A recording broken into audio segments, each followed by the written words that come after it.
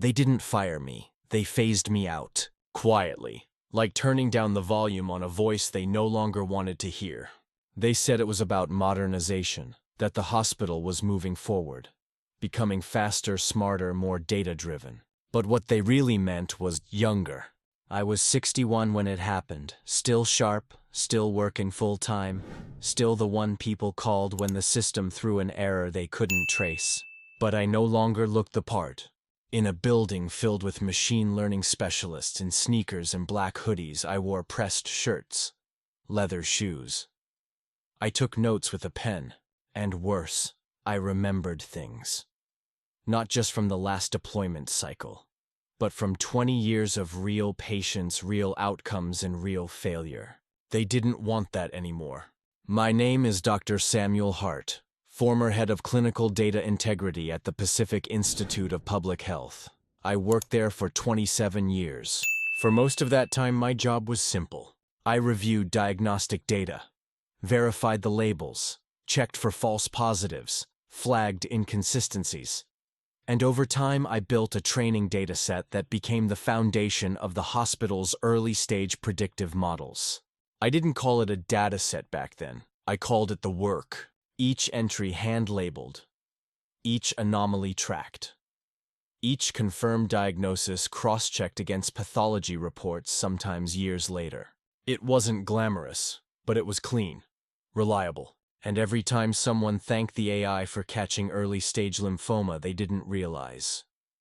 That decision started with a file I labeled at 2 a.m. in a dark office with 1 cup of coffee and no audience. A few years ago, I started noticing the change. Younger teams, slicker dashboards, new titles I didn't understand. They hired a chief data strategy officer, then a director of applied intelligence. They talked about accelerating insights and minimizing human friction. I remember thinking, you know what slows a model down? Unclean data, but no one asked. One morning I came into work and my badge didn't open the secure archive anymore. No warning, no memo, just a soft lockout. I sent a ticket. They said it was an IT error and would be resolved.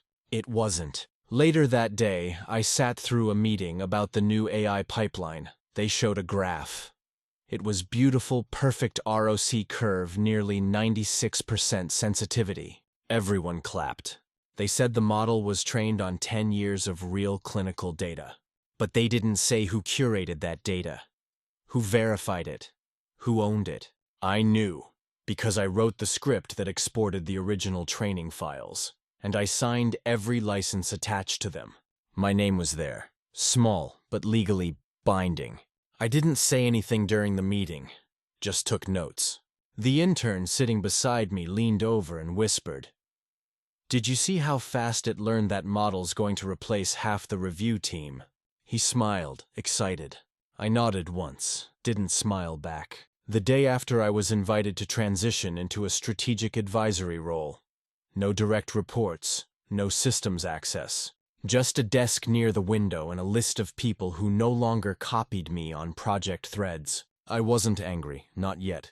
I'd seen this before, in labs, in startups, in conferences where old names quietly disappeared from speaker lists. People like me don't get fired. We get outgrown. Or so they think. But there's one thing they always forget. Systems can evolve, staff can change, AI can retrain. But data, real verified high-integrity data, only comes from someone who knows where the noise hides. And I knew, so I waited, watched, took notes. Because this wasn't the first time someone thought they could build on my work without asking permission. It probably wouldn't be the last. But this time, I wasn't going to stay silent. If you've ever felt like they moved on without you, if you've ever been told you're too slow, too old, too human, stay with me. This story isn't about revenge. It's about ownership. Subscribe to hear the rest. The dataset they ignored is about to speak for itself. The first time I labeled a sample, I used a pencil. It was a printed pathology report, handwritten notes from a junior resident. The scan was blurry. The metadata was missing. No one cared about it. No one but me. I read it, cross-checked it, confirmed the diagnosis, then labeled it manually. It took 30 minutes for one entry. I did 100 that week. Back then, there was no budget for data integrity, no department, no dashboards. It was just me, hunched over a terminal verifying things no one would ever see. And I liked it that way, because while others were chasing publications and conferences, I was building something else. A record, a quiet layered system of truth, one entry at a time. Most people think a dataset is just a spreadsheet. But real data, the kind that trains a model to spot tumors before they metastasize, that kind of data, only comes from years of pattern recognition. From sitting with errors. From asking, why did this one go wrong? Most people don't have the patience. I did. Around 2010, we started storing everything digitally. I built the structure myself. Filed samples by timestamp diagnosis, clinician ID scan, resolution, outcome range. Others called it overkill, until we needed it. A researcher asked for clean samples of early-stage breast cancer in women under 40. I had it in 15 minutes. That was when people started asking for the heart subset. Not officially, but that's what they called it. They still do. In 2013, I started backing up everything to an offline server. Not to hoard, but to protect. A colleague of mine, Goodman Smart, had lost his work to a system update. Months of labeled data gone in a blink. I wasn't gonna let that happen to me. So I mirrored the archive, encrypted it, logged the backups, filed paper copies of the licenses. Not because I didn't trust the system, but because I didn't trust whoever would run it after me. By 2016, AI started creeping in. Not all at once, just small tools, auto-segmentation, anomaly detection. The young researchers loved it. They called it democratizing insight. I watched closely, not because I was threatened, but because I knew what they didn't. That every insight depends on clean labeled history. And most of what they fed those models wasn't ready. I remember one meeting. A data scientist stood up and said, "We trained our model on 120,000 samples, 90% confidence across 3 types of cancer." Everyone clapped. I raised my hand and asked, how many of those were double verified against pathology? He didn't answer. He didn't have to. The room moved on. I didn't. That year I formalized my archive. I turned my folder structure into a schema, mapped every variable, logged every review. And then I did something most clinicians don't do. I licensed it, under my name, tied to my individual research profile, not the institution. The legal team barely blinked. Internal dataset, they said, not central to any publication. They signed, and forgot. I didn't. They say data is the new oil, but they forget that oil by itself is useless. It has to be refined, handled, stored correctly. Otherwise it poisons everything. That's what I had built, a refinery. And while the world chased algorithms, I made sure the source stayed clean. They didn't notice me at first. Not really. I wasn't loud, didn't present at conferences, didn't push for titles. I just stayed. Long enough to watch the ones who came before fade out. Long enough to see the tools change. And long enough to know that every system, no matter how advanced, eventually loops back to the same questions. Where did the data come from? Who touched it? Who checked it? Who owns it? Now they were asking those questions again. But this time too late, because they built a castle on top of something they never examined. And I was the one who laid the first stone. Not out of pride, out of duty. And maybe something deeper. Something I hadn't admitted even to myself. I'd been erased once before, and I promised it would never happen again. They made the announcement on a Wednesday morning. A 2-line email, subject model preview, clinical AI integration, live at 11:30. It wasn't addressed to me. I only saw it because a junior analyst forwarded it by accident. By the time I arrived at the demo room, it was standing room only. Rows of staff, laptops open, phones tilted for photos, the projector already glowing blue with the Institute's new branding, precision through pattern. That was their tagline now. The presenter was someone I didn't know. Late 20s maybe. Well-spoken. Confident in a way that comes from being told you're a genius by enough people early enough that you start to believe it. He stood beside the screen with a wireless remote and a rehearsed smile. This is a new chapter, he began.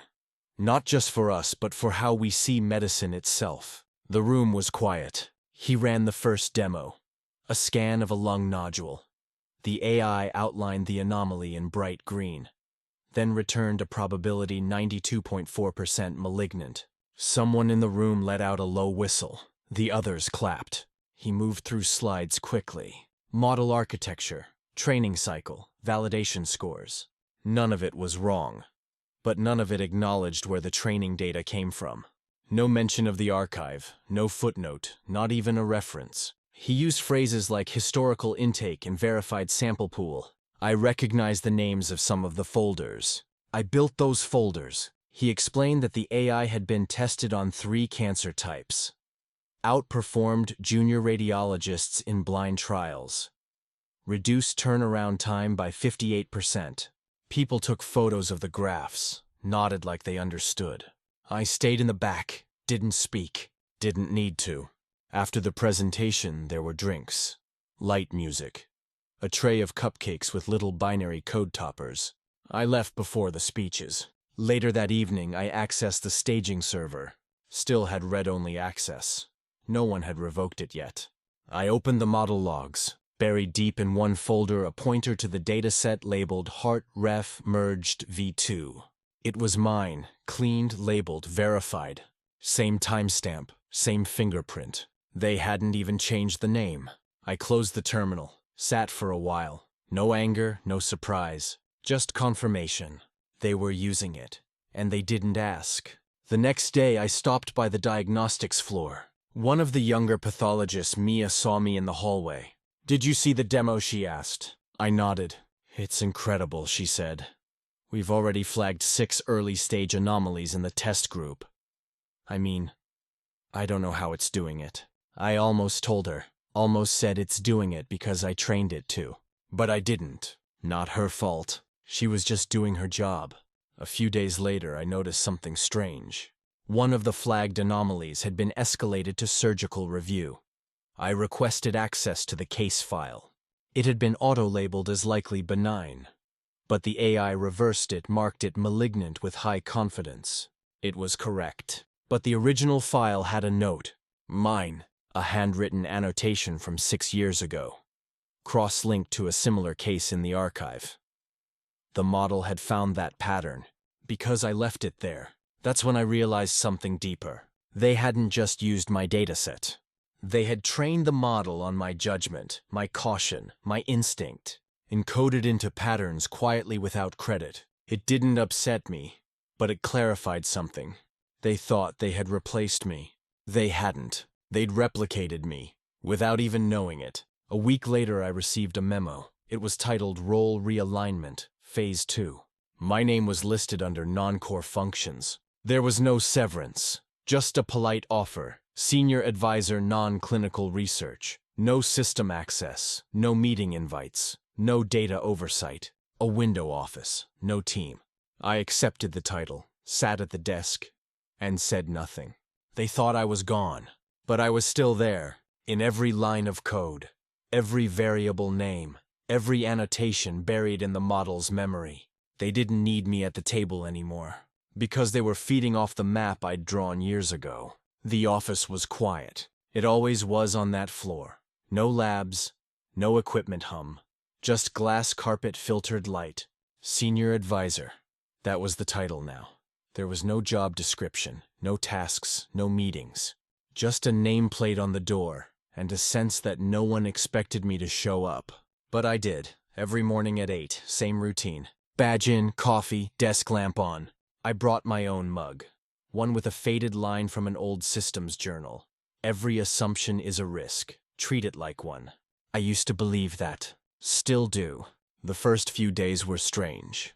No emails, no calls, no knocks on the door. I watched people walk by. Some nodded, some didn't. The new hires didn't recognize me. The old ones looked careful, Like they weren't sure if I still had influence, or just history. I spent my time reading logs, not from the hospital's active systems, but from the mirrored archive I kept offline. It was all still there. Every training sample, every anomaly flag, every case that didn't fit the mold. The model had been built to learn patterns. But the truth, what made those patterns meaningful, was the outliers. The mistakes, the edge cases, the ones we couldn't explain. That was where my judgment lived. And they had taken that too. Around the second week, I got a visitor. It was Claire, one of the few people still working diagnostics who remembered the old system. She stood in the doorway, hesitant. "Dr. Hart," she said, "I didn't know if you were still active." I nodded. She stepped inside, sat, didn't ask if she could. That's how I knew something was wrong. She pulled out a file. It was a flagged scan from the new model, marked malignant high probability, but the tissue pattern didn't look right. "It's an edge case," she said. "It's triggering the model, but the radiology team thinks it's clean." She tapped the corner of the printout. "The AI is referencing a case ID I can't trace." I thought, maybe you'd know. I didn't answer right away. Just opened my terminal, logged into the mirror, searched the checksum. There it was, a mislabeled biopsy from 7 years ago. Originally marked benign, later updated, quietly. I had caught it, flagged it, manually annotated it. The model had learned from that correction. Claire leaned forward. "You caught that."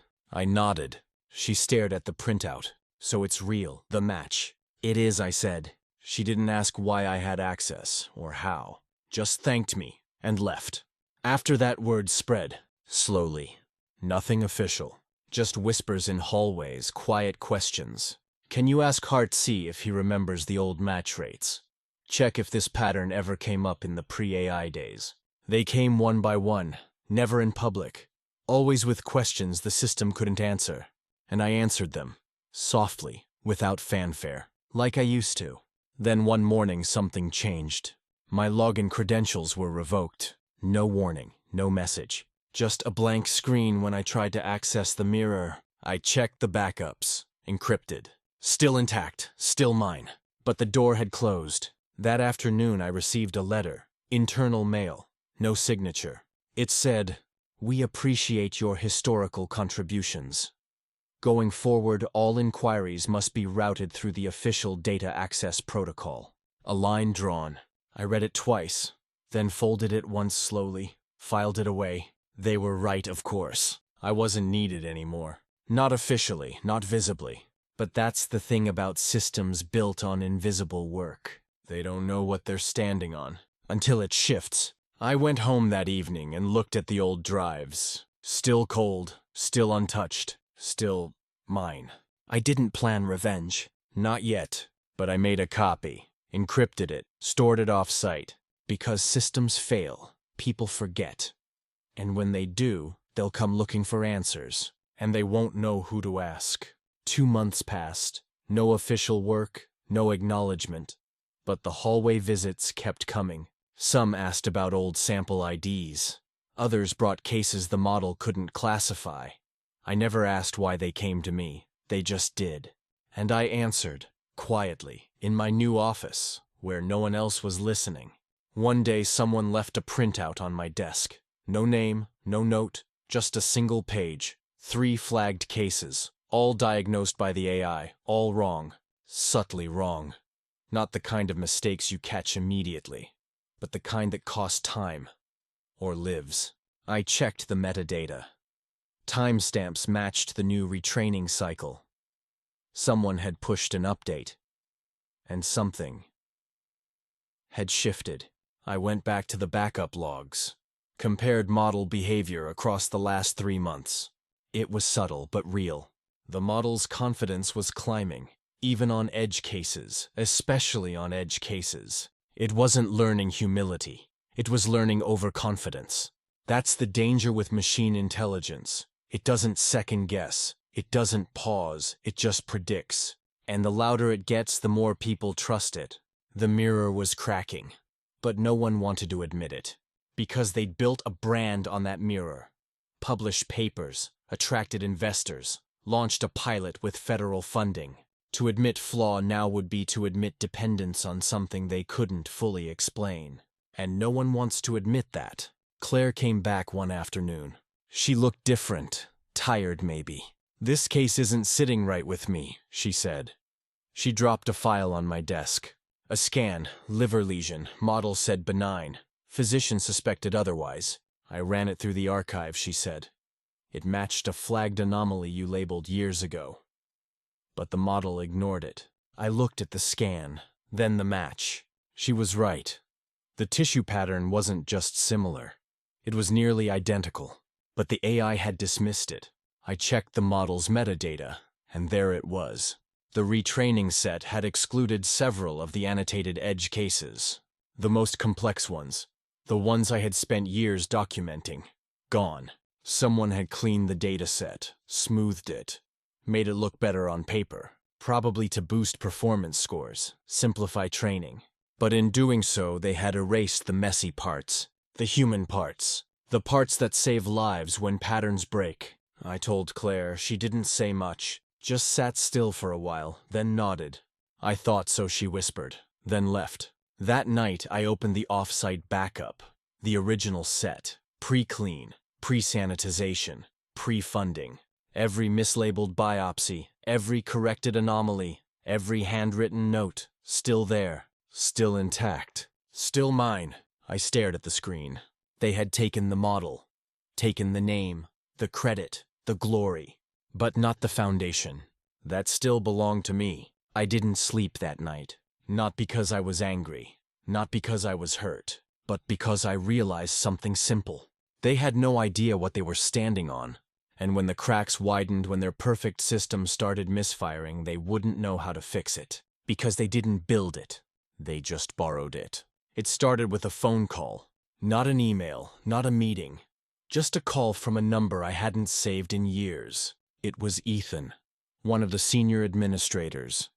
He didn't say hello, just breathed, then said, "We need to talk." 2 cases, 2 misdiagnoses, both flagged within the same week. One was caught in time, the other wasn't. A 36-year-old woman, clear scans, clean model prediction, discharged with confidence. 2 weeks later, emergency return. Tumor had doubled in size. Stage 3. And now, the family was asking questions. So were the regulators. The internal report was rushed. 3 pages, light on detail. But one thing stood out. Both cases had previous analogs, older samples, well documented in the original dataset, my dataset, the one they had overwritten. When I showed up to the meeting, no one made eye contact. Not at first. Claire was there. So was the legal rep. And Ethan, of course, sitting stiff, jaw clenched. He didn't say much, just pushed the folder across the table.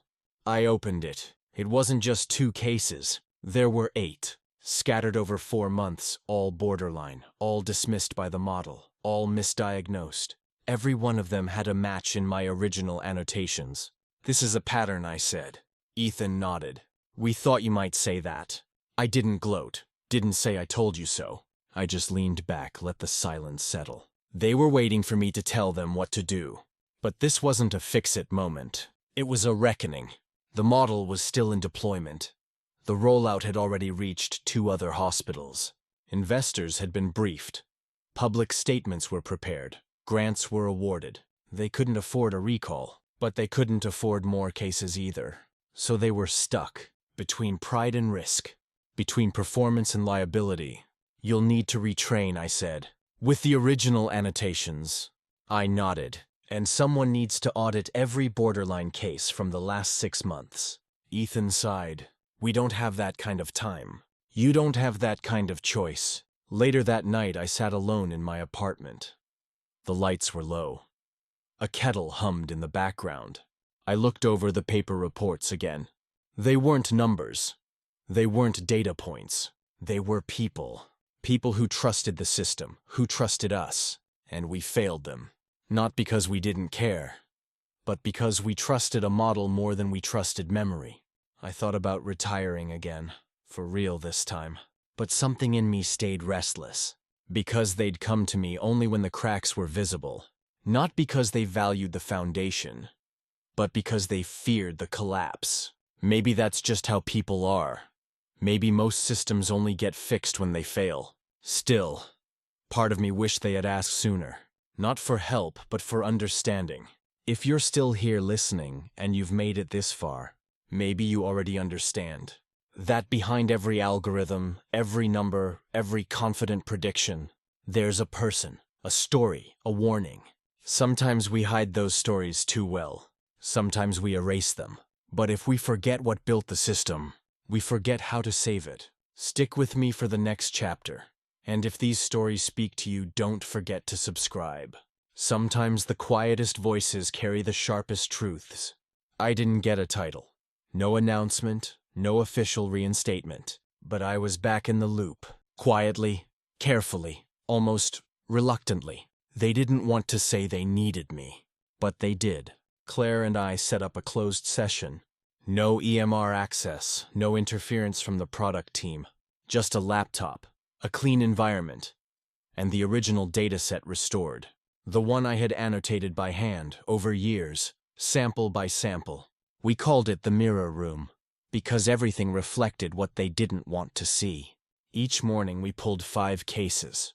Borderline diagnoses. Ones the model had flagged with high confidence. Then we ran them through the mirror, compared inputs, layer by layer, watched how decisions were made. Most were accurate, but some revealed something else. It wasn't just bad predictions, it was the confidence scores. The AI was learning to mask uncertainty, to sound sure, even when it wasn't. The more it failed, the more it insisted, almost like it was trying to protect itself. We traced the behavior back to a patch, a performance booster, rolled out 3 months ago, marketed as stability enhancement, but it introduced a bias. The model began discarding outlier samples, treating anything rare as noise. And those edge cases, the ones I had spent years collecting, were erased from its logic tree. Not by accident, by design. I documented everything. Screenshots, logs, decision trails. I didn't tell Ethan yet. He wasn't ready to hear that his showpiece was broken by intention. Claire stayed late most nights. We didn't talk much anymore. Just worked. She handled the clinical review. I handled the data tracebacks. We moved through each case like surgeons. No flair, no ego, just quiet precision. Then we hit one. A case from a pilot site in Oregon. Pediatric oncology. The model flagged it as inconclusive. Suggested a 3-month follow-up. But I recognized the tissue pattern. I'd seen it before. 4 years ago, in Boston. Same density, same growth rate, same silent signature. That child didn't make it. I pulled up the matching annotation. It was mine. I had tagged it urgent anomaly. Recommend biopsy despite algorithm threshold. That annotation never made it into the clean data set. Someone had filtered it out. I sat back, felt my jaw tighten. This wasn't just negligence. This was corporate. Streamlined for speed, smoothed for funding, tailored for optics. But medicine doesn't care about optics, and neither does death. Claire looked over my shoulder. Was this in the report, she asked? No, I said. She didn't say anything after that. Just stood still, like she understood what it meant. We printed everything, bound it, labeled each page. No commentary, just raw data. Then we sent it to internal compliance. No cover letter, no opinion, just evidence. 3 days later, Ethan called. His voice was clipped, tired. You were right, he said, then paused. Too right. They halted the model update, quietly. No press release, no investor call. Just a soft rollback. A few modified thresholds. A few routine calibration notes sent to partner hospitals. It was enough to stop the bleeding, but not enough to fix the wound. I stayed in the mirror room. Still no title, still no credit. But now, they came to me. More than before. Not to argue, but to ask. It felt strange. Like watching your reflection finally move on its own. But I wasn't there for applause. I was there to remember what they forgot. That systems can predict, But only humans can care. For a while things were quiet. Not calm, just silent. No memos, no meetings, no sudden rollouts. People walked softer, spoke slower. It was the kind of silence that follows something breaking, but no one's ready to admit it yet. The model stayed online, but it was on a leash now. Claire oversaw thresholds. I audited decision logs. Everything had to be signed off manually. It was inefficient, slower, messy, but it was safer, at least for now. Ethan didn't visit anymore. He sent notes through intermediaries, short, formal, detached. I think he blamed me, not for the failure, but for revealing it. People don't always hate you for being wrong. Sometimes they hate you for being right. Around this time I started getting emails. From other departments, other hospitals, clinics I hadn't worked with in years. The messages were short. Things like, "Did you annotate this series in 2017? Or, "We're seeing a mismatch between legacy patterns and the new model's interpretation." Sometimes they asked for help. Sometimes they just wanted to confirm their doubts. Either way, the cracks were spreading. I didn't respond to all of them. There were too many, but I saved everyone. Every pattern mismatch, every flagged concern, every case that echoed what I'd seen before. It was all pointing to the same truth. This wasn't a one-site problem. It was systemic. Claire noticed it too. Late one evening, she looked up from her screen. "You ever feel like the model is scared?" she asked. I paused. "What do you mean?" She shrugged. "It's like the more it gets things wrong, the more confident it pretends to be." I nodded slowly. "It's not scared," I said. "It's been trained to perform, not to question." We both sat in silence. It was a strange thing being surrounded by machines smart enough to predict disease but blind to their own failure. The institute still hadn't gone public. There was too much at stake. They were hoping the adjustments would stabilize things, that memory would fade, that the public wouldn't notice. But some did. A medical journal published a quiet piece, anonymous sources, a hint at flaws in emerging diagnostic models. I wasn't named, but I didn't need to be. Anyone who had worked close enough would recognize the symptoms. One morning I received a folder. No sender, no signature. Inside were internal emails. Between the AI team and executive leadership, discussions about optimization, budget cuts, plans to refactor data assets to align with strategic direction. One line stood out. Remove outlier patterns flagged by legacy annotations. Low ROI for retraining. They had filtered out anything that slowed the model, even if it saved lives. I didn't take the folder to compliance. Not yet. Instead, I locked it in my drawer, because I wasn't sure what they'd do with it, or what I would. It felt strange holding proof, not of failure, but of indifference. They didn't just overlook the old data. They erased it on purpose. Efficiency over accuracy, speed over safety. And now, they were quiet. But not because they'd learned, because they were waiting, watching, hoping no one else would notice. That's the thing about systems like this. They don't explode. They dissolve, bit by bit, until all that's left is the frame and a memory of what it used to hold. Sometimes I'd stay late, watch the logs update in real time, see the numbers flow across the screen. It looked clean, precise, but I knew better now. The machine wasn't thinking. It was mimicking, guessing, calculating risk, projecting confidence. But it didn't know, not really. Because knowing takes more than data. It takes memory. And they'd cut that part out. It started with a call. Not from Ethan, not from Claire, but from a junior associate in legal. Her voice was nervous, polite, too polite. "Dr. Holloway, we're doing a routine audit of legacy contracts," she said. "Would you happen to have a copy of your original dataset agreement?" I paused. That wasn't routine, and they weren't just asking out of curiosity.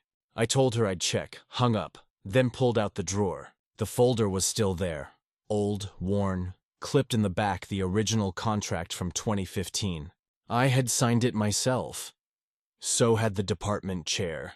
And it was clear. All derivative work based on annotated datasets created solely by Dr. Holloway shall remain his intellectual property unless formally transferred. There was no transfer. No addendum, no override, no sale. It was mine. When I wrote that clause, no one cared. They saw it as a formality. Back then, datasets weren't worth much. But I remembered what happened in Boston. How they'd used my samples, built a startup, left my name out. Not this time. I reread the contract, every line, twice. The key word was derivative. That included models, prototypes, even compressed data transformations. In other words, the AI they built, it wasn't just flawed, it was mine. The next day I emailed legal, just one sentence. Please clarify institutional standing on derivative ownership claims re-project HRX. No reply, at least not directly. But by 3 p.m. Ethan showed up at my office, first time in weeks. He didn't sit. Why now, he asked. I didn't answer. He already knew. He looked at the folder on my desk. Didn't touch it. You're not seriously going to pull the license, he said. I said nothing. He paced. This affects lives, hospitals, funding. Still nothing. He stopped, lowered his voice. This affects all of us, Alan. Even you. I finally looked up. No, I said. This affects what we allowed to happen. He stood still for a long time, then walked out. That night I drafted the letter. Formal, precise, no anger, just intent. As of this date, I revoke permission to use or deploy any machine learning model trained on datasets exclusively labeled under my authorship as defined under Clause 4 of Agreement H15DX. I CC'd legal and Claire. The response came the next morning. Not from Ethan, from someone higher. The dean of the institute. His email was cordial. We acknowledge the revocation and will temporarily suspend public access to the HRX platform pending review. It sounded neutral, but I knew what it meant. They were shutting it down. Claire came by later. She didn't ask questions, didn't say if she agreed. She just left a note on my desk. One word, thank you.